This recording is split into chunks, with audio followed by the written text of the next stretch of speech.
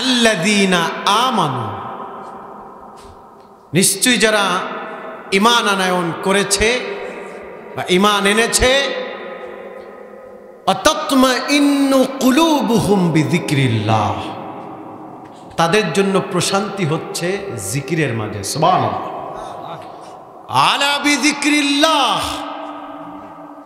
তবে মনে রেখো, দুনিয়াতে আল্লাহ তাআলা তাগিদ দিয়ে বলছেন, মনে রেখো দুনিয়াতে শান্তি তুমি 5 স্টার 7 স্টার হোটেলে পাইবা না। দুনিয়াতে শান্তি তুমি দায়িত্বশীল হয়ে পার্লামেন্টের দায়িত্ব পেয়ে তুমি শান্তি পাইবা না। দুনিয়াতে শান্তি ব্র্যান্ডের পোশাকের মাঝে নাই। দুনিয়াতে শান্তি দামি দামি রেস্টুরেন্টে নাই, ব্র্যান্ডের গাড়িতে নাই। শান্তি যদি পেতে হয় একমাত্র শুধুমাত্র কেবলমাত্র আলা বিযিকরিল্লাহি তাতমাইন্নুল কুলুব। শান্তি যদি পেতে হয় জিকির ছাড়া কোনো উপায় নাই। ঠিক কেন বলেন প্রিয় ভাইরা? কেন আপনি জিকির করবেন না? আল্লাহ পাক তো গোলাম করেই দুনিয়াতে পাঠিয়েছেন। আল্লাহ পাক বলেন, আফা হাসিবতুম আন্নামা খালাকনাকুম আবাসাও ওয়া আন্নাকুম ইলাইনা লা তুরজাউন। চিল্লায় পড়েন আল্লাহু আকবার। আমি আল্লাহ অযথা অনর্থক খালি খালি আমি আল্লাহ তোমাদেরকে সৃষ্টি করি নাই। একটা কারণ আছে, কারণটা হলো ইবাদত। ঠিক কিনা বলেন? ইলাইনা লা তুরজাউন।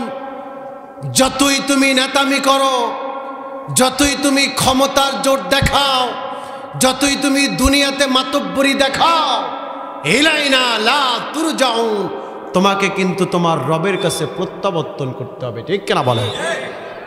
কি আল্লাহর কাছে ধরা দেওয়া লাগবে না? লাগবে কিনা? লাগবে। সেদিন দেখা যাবে কে কত বড় বুজুর্গ, কে কত বড় আল্লাহর ওলি, কে রাতের বেলা 80 রাকাত তাহাজ্জুদ পড়ে, সেদিন দেখা যাবে। ঠিক কিনা বলেন? প্রিয় ভাইরা আমার, বন্ধুরা আমার, এজন্য সব সময় আল্লাহর ইবাদতকে মাথায় রাখার দরকার আছে না নেই? আপনি কেন ইবাদত করবেন না? আমি কেন করব না? মানুষ হিসাবে একটু চিন্তা করেন, কেন আপনি ইবাদত করবেন না? আল্লাহ পাক বলেন, আমি তোমাকে আহসানি তাকওয়িম দিয়েছি। কি দিয়েছি? আমি তোমাকে সর্বোত্তম করে পাঠিয়েছি, তোমাকে পার্সোনালিটি দিয়েছি, তোমাকে বিশেষত্ব দিয়েছি, তোমাকে মর্যাদা দিয়েছি। কেন আমার ইবাদত করবে না? আহা, আল্লাহ তাআলা বলেন, ইন্না জাআলনা মা আলাল আরদি জিনাতান লাহুম লিনাবলুহুম আইয়ুহুম আহসানু আমালা। চিল্লায় পড়েন আল্লাহু আকবার। আল্লাহ তাআলা বলেন, গোলাম,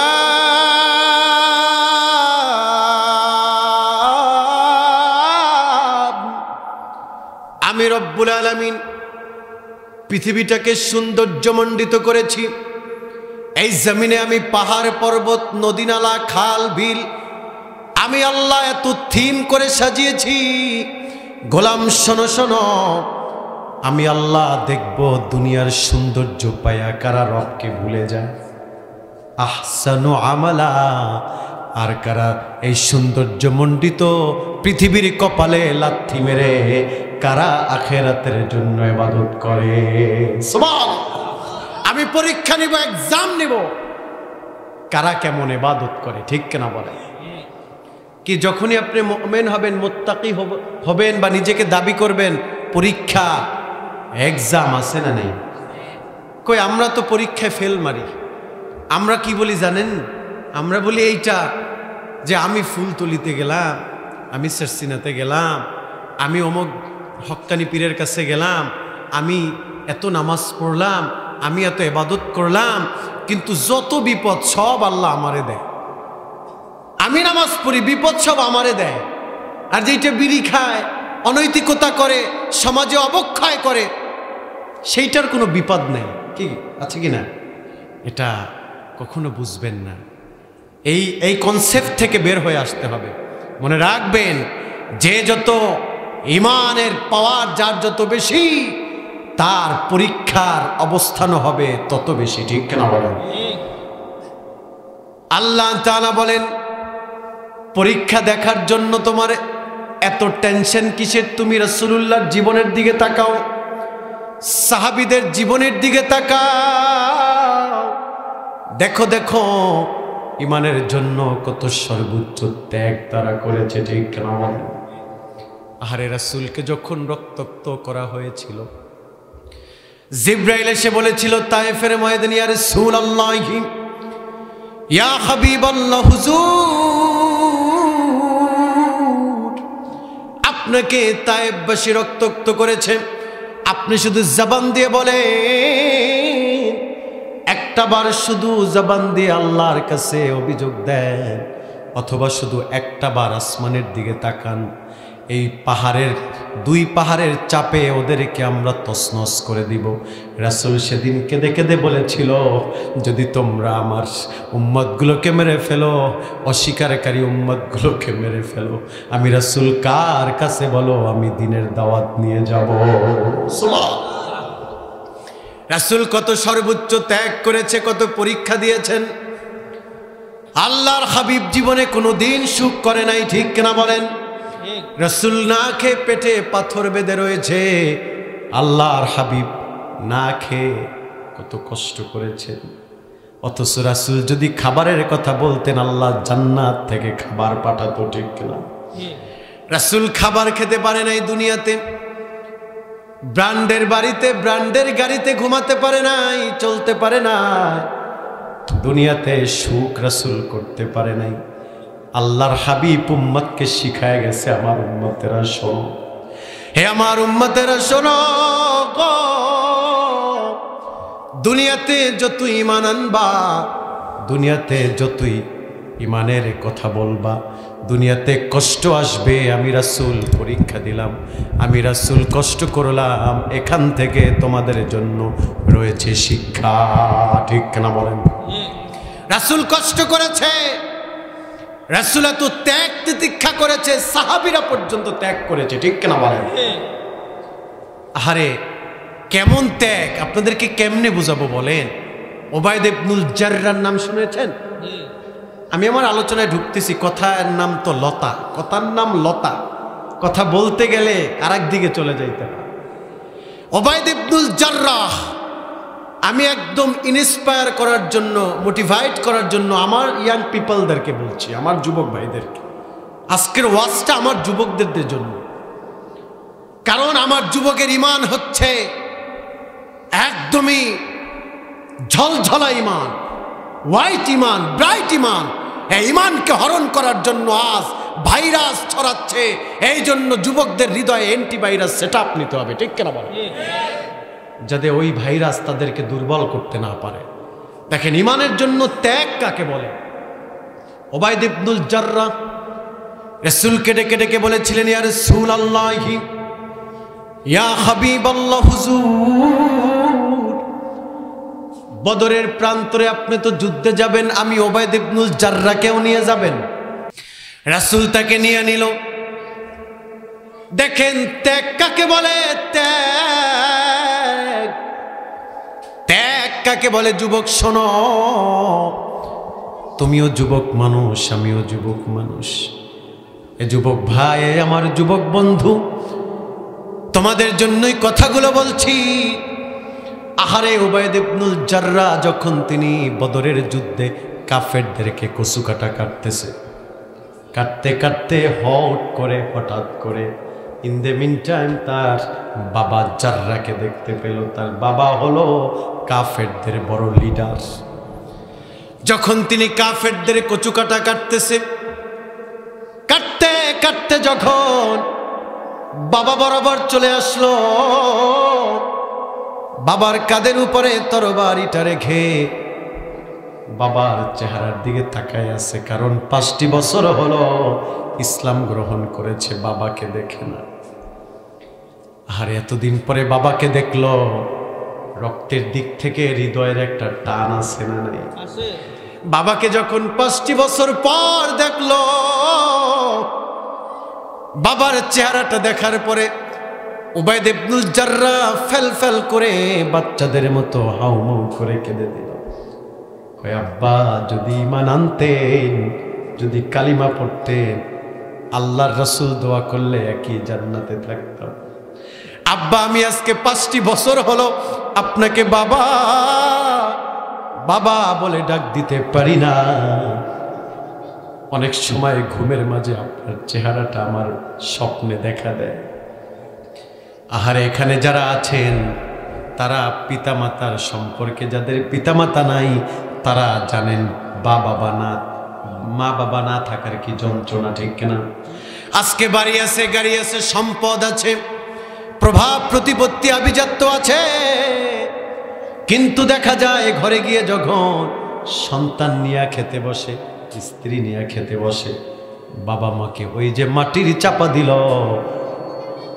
দুনিয়াতে সবার খবর নেওয়া যায়, মা বাবা মাটির নিচে আছে, খবর নেওয়া যায় না। খাবারে যখন বসে সন্তান সন্ততি নিয়ে খাবার খাইতে বসে, সবার প্লেটটা দেখে কিন্তু মা বাবার প্লেটটা এখন আর দেখে না, ঠিক না বলে? তিনি উবাইদ ইবনুল জাররাহকে ডেকে ডেকে বললেন, বাবা আপনি যদি ঈমান আনয়ন করতেন কতই না ভালো হতো। বাবাও মায়ার নজরে সন্তানের দিকে তাকায় আছে।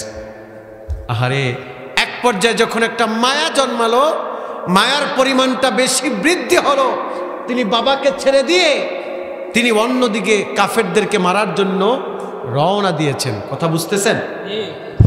যখন তিনি রওনা দিলেন, কয়েক কদম সামনে যাওয়ার পরেই তার অন্তরের ভিতরে ঈমান জাগ্রত হলো আরো বেশি, যে উবাইদা রে তুই কাকে ছেড়ে দিয়ে যাচ্ছিস? তোর বাবা তো যুদ্ধের ময়দানে মুসলমানকে মারার জন্য এসেছে।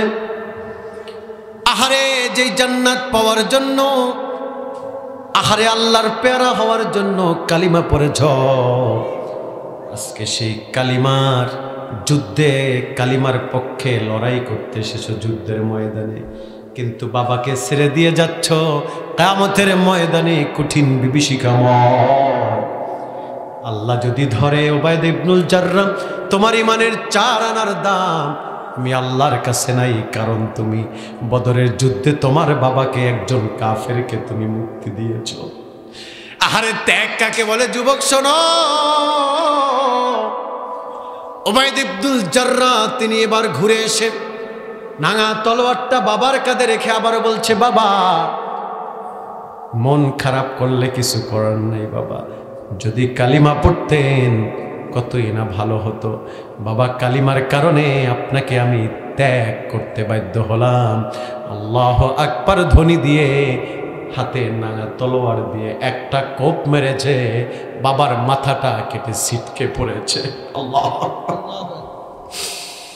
রাসূল যখন বদরের যুদ্ধের বিজয় লাভ করার পরে, রাসূল যখন সব সাহাবীদেরকে নিয়ে বসেছেন, আল্লাহর হাবিব বলেছেন আমার উবাইদ ইবনুল জাররাহ কোথায়? আবু বকর ডেকে ডেকে বললেন, ইয়া রাসূলুল্লাহি ইয়া হাবিবাল্লাহ হুজুর। উবাইদ ইবনুল জাররাহ ফেল ফেল করে চাদর মুড়া দিয়ে মসজিদে নববীর কোনায় বসে কাঁদতেছে। রাসূল বললেন, ওকে ডেকে আনো। ডেকে আনা হলো। উবাইদ ইবনুল জাররাহ রাসূলুল্লাহর কদমে এসে বললেন, আরে উবাইদ ইবনুল জাররাহ এত কাদা কাঁদতেছে, চোখ দুইটা লাল হয়ে গেছে, কাঁদতে কাঁদতে চোখ ফুলে গেছে। রাসূল বলল, মন খারাপ করো না, কারণ রাসূল জানে, তাই তিনি নিজের হাতে বাবাকে আজকে কেটেছে। রাসূল বলেছে, মন খারাপ করো না, যে ইসলামের জন্য বাবাকে ত্যাগ করেছো, কিয়ামতের ময়দানে রাসূলুল্লাহর সঙ্গে তোমার জান্নাত হবে। সুবহানাল্লাহ। আর দুনিয়াতে যদি বাবা বলে ডাকতে মনে চায়, তাহলে তুমি রাসূলকে বাবা বলে ডাইকো। সুবহানাল্লাহ বলেন। এ যুবক, ইসলামের জন্য কোনো কম্প্রোমাইজ নাই, কোনো স্যাক্রিফাইস নাই। যেখানে ইসলাম সেখানেই তুমি সোচ্চার হতে হবে, ঠিক কিনা বলেন? হাত আছে বাধা দিবা, মুখ আছে বাধা দিবা, শক্তি আছে বাধা দিবা। যদি হাতও না থাকে, মুখও না থাকে, শক্তি না থাকে, অন্তরে ঘৃণা করবা। কিন্তু তারপরও ইসলাম বিদ্বেষীদেরকে কখনোই প্রমোট করা যাবে না, তাদেরকে সাপোর্ট করা যাবে না, ঠিক না? প্রিয় ভাইরা আমার, বন্ধুরা আমার, এর জন্য ঈমান হচ্ছে বড্ড দামি জিনিস। আর এই ঈমান দণ্ডায়মান রাসূলুল্লাহর উপরে, ঠিক না বলেন? রাসূলের প্রতি যদি যাররা পরিমাণ, আল্লাহর হাবিবের আজমতকে কেউ যদি যাররা পরিমাণ ছোট করে দেখে, তার ঈমান থাকবে? একটু বলেন না, থাকবে? এ যুবক, আমার রাসূল হচ্ছেন শারে, আমার রাসূল হচ্ছেন শারে, তিনি হচ্ছেন শরীয়ত প্রণেতা। তিনি হা বললে হালাল, না বললে হারাম। তিনি আঙুল দিয়ে ইশারা করলে চাঁদ দ্বিখণ্ডিত হয়, তিনি পা উঁচু করলে মেরাজে চলে যায়। সুবহানাল্লাহ বলেন। সেই রাসূল, আমাদের রাসূল, এর থেকে বড় নেয়ামত আর কি হতে পারে, ঠিক কিনা বলেন? প্রিয় ভাইরা আমার, বন্ধুরা আমার, গভীর মনোযোগে খেয়াল করুন যে আয়াতখানা তেলাওয়াত করেছি, এই আয়াতের তাফসীর করেছেন আল্লাযীনা আমানু ওয়া তাতমাইন্নু কুলুবুহুম বিযিকরিল্লাহ, আলা বিযিকরিল্লাহি তাতমাইন্নুল কুলুব। আপনাদেরকে একটা কনসেপ্ট দিয়ে যাই, ক্লিয়ার কনসেপ্ট। আমরা কি সবাই জান্নাত পেতে চাই কি চাই না? একটু বলেন না, চাই কি চাই না? চাই। তাহলে জান্নাত পেতে হলে এই একটা কনসেপ্ট আপনাকে জান্নাতে যাওয়ার কঠিন হাতিয়ার হবে, এটা আপনার নাজাতের পথেও হবে। সুবহানাল্লাহ বলেন। সেটা হলো যে জিকির, আল্লাহর জিকির। বলেন না কি জিকির? জীবনে অশান্তি, জিকির করুন। স্ত্রী কথা শোনে না, আল্লাহর দিকে মোতাওয়াজ্জহ হয়ে জিকির করুন, দুইটা চোখের পানি ছেড়ে দেন, আল্লাহ হেদায়েত দিবেন। সুবহানাল্লাহ। সন্তান কথা শোনে না, স্ত্রী কথা শুনে না, ব্যবসা ভালো না, বাণিজ্য ভালো না, চাকরি বাকরিতে সমস্যা, বস অনেক টর্চারিং করে, জীবনের সব ক্ষেত্রে শুধু অমানিসা। আমি বলে গেলাম, একটা ঔষধ দিয়ে গেলাম, হে আমার যুবকেরা, আমার কলিজার টুকরারা, শোনো, যখনই সমস্যায় পড়বা আল্লাহকে স্মরণ করবা, আল্লাহর দিকে মোতাওয়াজ্জহ হইবা আর জিকির করবা, আল্লাহ পাক তোমার সব সমস্যা সমাধান করে দিবে। সব সমস্যা সমাধান করবে।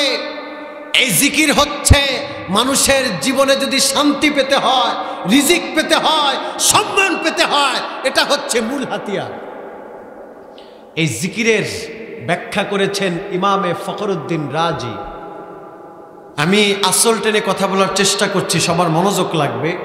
ইমামে ফখরুদ্দিন রাজি বলেন, কদ কসসামাল মুহাক্কিকুন তারাইকা যিকরু আলা সাবআতি আহরুফ। সুবহানাল্লাহ বলেন। তিনি বলেন, মুহাক্কিক আলেমগণ এই জিকিরকে 7 ভাগে ভাগ করেছে। কয় ভাগে? ফজল ভাই, কয় ভাগে? চিল্লায় বলেন, কয় ভাগে? 7 ভাগে ভাগ করেছে। আমি 7 ভাগের কথা বলেই শেষ আমার আলোচনা। 1, জিক্রুল লিসান তিলাওয়াতিল কোরআন। সুবহানাল্লাহ বলেন। জবানের জিকির অর্থাৎ তুমি সর্বদা আল্লাহর কোরআন পড়বে। যখনই সমস্যায় পড়বে কোরআন পড়বে, কোরআন ধরবে, কোরআনের নূর তোমাকে আলোকিত করবে। সুবহানাল্লাহ বলেন। 1 নাম্বার হলো জিক্রুল লিসান, তুমি জবান দিয়ে জিকির করবে, কোরআন পড়বে। জিক্রুল লিসানি তিলাওয়াতিল কোরআন। জীবনের সব ক্ষেত্রে কোরআন শেখার দরকার আছে না নেই? আপনি সফরে আছেন, একদম নিরিবিলি বসে আছেন, আপনি 2টা-4টা আয়াত পারেন, আপনি তেলাওয়াত করতে থাকেন, আল্লাহ ঈমান বাড়ায় দিবে। সুবহানাল্লাহ বলেন। নাম্বার 2 নাম্বার হলো জিক্রুল আইনাইন, চোখের জিকির। কিসের জিকির? আল উলামা আল ফুজালা। যেই চোখ দিয়া খারাপ দেখে না, খুব মনোযোগ লাগবে, খুব মনোযোগ আছে। যেই চোখ দিয়া খারাপটা দেখে না, যেই চোখের জিকির হলো যেই চোখ দিয়া সব সময় কোরআন পড়ে, হাদিস পড়ে, যে চোখ দিয়া হক্কানি রব্বানি আলেমদেরকে দেখে। এই যেখানে বসে আছেন, বিশ্বাস করেন আল্লাহি তাল্লাহি বিল্লাহি, এই যে বসে আছেন আমার দিকে তাকিয়ে আছেন, আমি যেমনই মানুষ হই তাকায় আছেন, আপনার সগীরা গুনাহগুলো আল্লাহ ক্ষমা করতেছে। সুবহানাল্লাহ। এই জন্য চোখের জিকির হলো হক্কানি রব্বানি আলেমদের দিকে তাকায় থাকা, আলেম ওলামাদের দিকে তাকানো। চোখের জিকির হলো দুনিয়াতে খারাপ কিছু না দেখা, ঠিক কিনা? আপনি দুনিয়াতে কেউই দেখতেছে না, আমার যুবক, আমার কলিজার টুকরারা শোনো, রাতের বেলা শীতের রজনী কম্বল মোড়া দিয়া তুমি মোবাইলে পর্নোগ্রাফি দেখছো, পৃথিবীর কেউ দেখতেছে না, একজন দেখে, তিনি কে? আল্লাহ দেখতেছে। যুবক, যদি তুমি এই চোখটাকে হেফাজত করতে পারো, যে তুমি চোখ দিয়া নাচ দেখবা না, গান দেখবা না, থিয়েটার দেখবা না, নাটক দেখবা না, সিনেমা দেখবা না, তুমি পর্নোগ্রাফি দেখবা না, এই চোখ দিয়া শুধু চোখটাকে ভালো কাজে ব্যবহার করবা, এটাই হলো চোখের জিকির। সুবহানাল্লাহ। তুমি দেখো রূপবানে নাচে কোমর ঢুলাইয়া, বিশ্বাস করো কিয়ামতের ময়দানে আল্লাহ ফেরেশতাদেরকে দিয়া তোমাকে পিটাবে ঝুলাইয়া ঝুলাইয়া, ঠিক কিনা বলেন? এই জন্য চোখ দিয়া খারাপ কিছু দেখবা না, মোবাইল বেশি টিপবা না। আজকে স্মার্টফোন বের হওয়ার পরে এ যুবক, কথাগুলো তোমার জন্য, তোমাকেই বলছি বন্ধু। আজকে স্মার্টফোন বের হওয়াতে এই যে আমি সব সময় একটা নোকিয়া চালাই, মেজাজটা খারাপ হয়ে যায়। কারণ কি জানেন?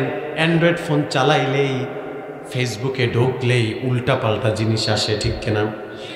আপনি ইমো চালাবেন, খারাপ জিনিস আসবে। আপনি শেয়ারিট চালাবেন, সেখানেও দেখবেন উল্টাপাল্টা অ্যাড আসে, খারাপ। এই জন্য যতটা মোবাইল থেকে দূরে থাকা যায়। এ আমার কলিজার টুকরা যুবক, চোখের জিকির হলো চোখ দিয়া কোরআন পড়বা, কোরআন ধরবা, আর কোরআনকে বুকে জড়াইয়া নিবা, খারাপ কিছু দেখবা না। যখন দেখতে মনে চায় হক্কানি আলেমদের সংস্পর্শে যাইবা, আল্লাহ তাআলা তোমার চোখের জিকিরের হক আদায় করে নিবেন, তোমার জীবনটাকে আলোকিত করবেন। সুবহানাল্লাহ। এই যে আমার বাবারা আছে, মুরব্বীরা, দেখেন যাদের কোরআন পড়ার অভ্যাস আছে অনেক আগ থেকেই, তাদের চোখে চশমা লাগে না। কথা বলেন? কারণ এই চোখ দিয়ে কখনোই অনৈতিকতা দেখে নাই, চোখ দিয়ে কখনোই অশ্লীলতা দেখে নাই, বেগানা নারীর দিকে তাকায় নাই। এই কারণে বয়স 70-80 হয়ে গেছে, কিন্তু মাগার চোখে চশমা লাগে না, ঠিক কিনা? কারণ জীবন ভর কোরআন পড়েছে। আমার ওই আব্বা কোরআন পড়েছে। যিকরুল উযনাইন, কানের জিকির। কান দিয়া তুমি খারাপটা শুনবা না, গান শুনবা না। কানে হেডফোন লাগাইয়া ডিজে গান শুনবা না। কানে হেডফোন লাগাইছো, ভালো কথা, কোরআন শোনো, আলেমদের বয়ান শোনো। কানে হেডফোন লাগাইছো, ভালো কথা, তুমি হারামাইন শরীফের তেলাওয়াত শোনো, আব্দুর রহমান সুদাইসির তেলাওয়াত শোনো, আব্দুল্লাহ আল জুহাইনির তেলাওয়াত শোনো, মাহির আল মাকির তেলাওয়াত শোনো। ইমানটাকে বাড়ায় দিবে কে? কান দিয়া খারাপটা শুনবা না, গালিগালাজ শুনবা না, কান দিয়া মিথ্যার পক্ষে থাকবা না, কান সর্বদা সত্যের পক্ষে থাকবে, ঠিক কিনা বলেন? নাম্বার গেল কত? 3। বলেছি কয়টা? 7টা। 7টার ভিতরে আমরা ফাইন্ড আউট করেছি 3টা, ঠিক কিনা? নাম্বার 4 হলো যিকরুর রাসি, আতাফাক্কারু বা তাফাক্কারু বি খালকিল্লাহ। আল্লাহ পাক কোরআনে বলছেন, আল্লাযীনা ইয়াযকুরুনাল্লাহা কিয়ামান ওয়া কুউদান ওয়া আলা জুনুবিহিম ওয়া ইয়াতাফাক্কারুনা ফি খালকিস সামাওয়াতি ওয়াল আরদ। আহারে, যারা আল্লাহর সৃষ্টি নিয়ে গবেষণা করবে, আল্লাহ পাক তাকে দামি মানুষ হিসাবে কবুল করবে। সুবহানাল্লাহ। এই মেধা দিয়া কখনোই মানুষের গীবাত চর্চা করা যাবে না। এই মেধা দিয়া মানুষকে নিয়ে চিন্তা করার দরকার নাই তোমার। কার মেয়ের কি হইল, কার ছেলের কি হইল, কার মেয়েটা বয়স হয়ে গেছে এখনো বিয়ে হয় নাই, কারে কেমনে ক্ষতি করা যায়, এই মেধা দিয়া কার আইল ঠেলা যায়, এই মেধা দিয়া কাকে দামায়া দেওয়া যায়, এই মেধা দিয়া কাকে পায়ের নিচে রাখা যায়, নিজে বড় হওয়া যায়, এই চিন্তা করা যাবে না। যিকরুর রাসি তাফাক্কারু বি খালকিল্লাহ। যেই ব্যক্তি মেধা দিয়া সর্বদা আল্লাহর নিয়ামতের চিন্তা চেতনা করবে, আল্লাহর সৃষ্টি নিয়ে চিন্তা করবে, আল্লাহ পাক ওই ব্যক্তির মেধার জিকিরের হক আদায় করে নিবেন, তাকে আল্লাহ জান্নাত দিবেন। সুবহানাল্লাহ। নাম্বার গেল কত? 4। এক একটা অপশনে অনেক কথা। আমি আর মাত্র 5-7 মিনিট কথা বলেই ছেড়ে দিব। প্রিয় ভাইয়েরা, সময় দিতে পারবো না, আপনাদের কাছে ক্ষমা চেয়ে নিচ্ছি। আল্লাহ যদি কখনো কোনো দিন কোনো এই আশেপাশে নিয়ে আসে, ইনশাআল্লাহ কোরআনের ময়দানে দেখা হবে। আল্লাহ কবুল করুন, পড়েন আমিন। খুব তাড়াহুড়ো করে কথা বলছি। নাম্বার 4, নাম্বার 5 হলো জিক্রুল কলব তাবাখুসু বিন নুসুসিল কুরআন ওয়াস সুন্নাহ। যেই কলব সর্বদা আল্লাহর কোরআন হাদিসের গবেষণা করে। সুবহানাল্লাহ। আমাদের কলব তো এখন এইগুলা করে না। আমাদের কলব শুধু সর্বদা অপরের কেমনে ক্ষতি করা যায় এই চিন্তা মাথায় আর কলবে যুক্ত হয় সব সময়, ঠিক কিনা বলেন? কিন্তু কলবের ধান্দা থাকবে সব সময় সত্যটা বের করা, কোরআন হাদিসের সঠিক কথাগুলো জানা, কোরআন হাদিসের আমলগুলো বের করা। এইগুলো করে করে যদি জীবন গড়া যায়, জান্নাতি মানুষ হওয়া যাবে। আল্লাহ কবুল করুন, পড়েন আমিন। নাম্বার হলো 6, জিক্রুল ইয়াদাইন। হাতের জিকির আছে না নাই? হাতের জিকির করবেন। হাত দিয়া কাউকে অন্যায়ভাবে আঘাত করবে না যুবক। হাত দিয়া এই হাতটাকে অনৈতিক পথে ব্যবহার করা যাবে না। হাতটাকে সর্বদা নেকের পথে চালাতে হবে। হাত দিয়া মানুষের সম্পদ লুণ্ঠন করা যাবে না। এই হাতের স্বাক্ষরে অপরের সম্পদকে নিজের নামে লেখা নিবা না। এই হাত দিয়া মানুষকে অন্যায়ভাবে চপেটাঘাত করবা না। এই হাত আল্লাহ দিয়েছে, হাত সর্বদা সত্যের পক্ষে রাখতে পারলে এটা হবে হাতের জিকির। সুবহানাল্লাহ। নাম্বার 7, সর্বশেষ, পায়ের জিকির আছে না নেই? পা দিয়া তুমি সিনেমায় যাইবা না, থিয়েটার দেখতে যাইবা না, পা দিয়া তুমি অনৈতিক কাজের দিকে আগাবা না। আল্লাহ পা দিয়েছে, পা দিয়া সর্বদা মসজিদে যাইবা। সুবহানাল্লাহ। তোমাকে বৃষ্টি তোমাকে ঠেকাতে পারবে না, গরম তোমাকে দামায়া দিতে পারবে না, তোমাকে আবহাওয়া তোমাকে মসজিদ থেকে দূরে সরাতে পারবে না। আল্লাহ তোমাকে পা দিয়েছে, পা দিয়া সর্বদা আল্লাহর ঘরে যাইবা, নামাজ পড়বা, ইবাদত করবা, আল্লাহ তাআলা নূর বাড়ায়া দিবেন। সুবহানাল্লাহ। তাহলে 7টা জিকির মনে থাকবে তো? এই সবাই কথা বলে না কেন? মনে থাকবে? 1 চোখের, 2 মুখের, 3 মেধার, 4 কানের, 5 হাতের, 6 পায়ের, 7 কলবের, ঠিক কিনা?